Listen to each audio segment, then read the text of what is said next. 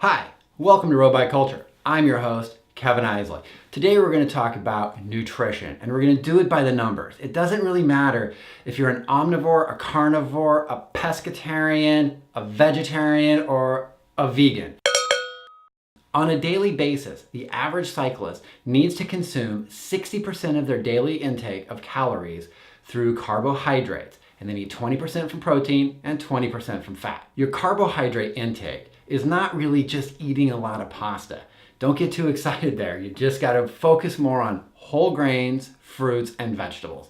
This is an excellent source of complex carbohydrates, which is what your body's looking for when you're an endurance athlete. When it comes to fat, don't think animal fat, don't think saturated fat. Try to think monounsaturated fat. This is going to be more plant-based. Also remember, despite who you are, generally we spend 90% of the time off of our bike. We're really only doing endurance, high intensity, high calorie burning exercise 10% of the time.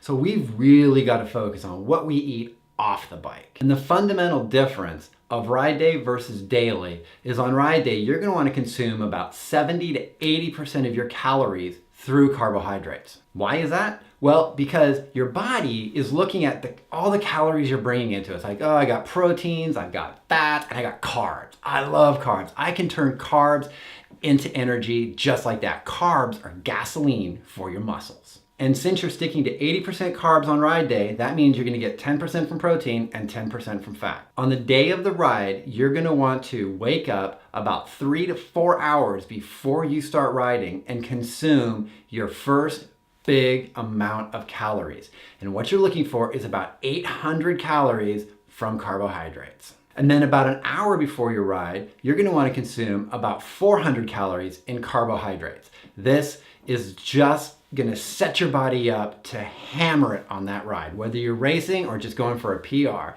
this is the caloric intake you're looking for. And if I do the math right, that's about 1,200 calories before you ever step on the bike.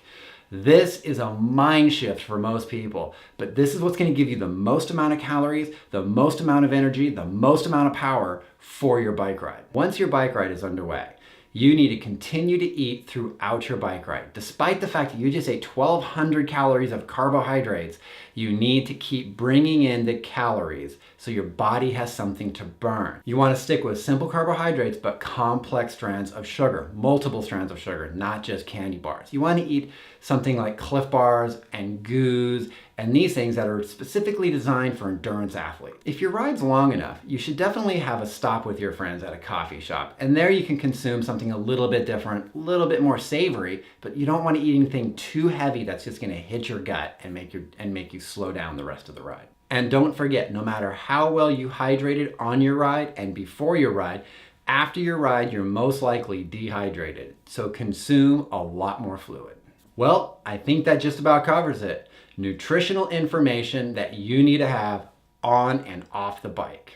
If you like this episode, please subscribe to my channel. I'm also on Facebook, Instagram, Twitter, I'm everywhere. If you have any questions or you would like to have something else aired on my show, please leave it in the comments. I love questions and I'm looking for new material all the time. Until next time, I hope to see you out there on the road.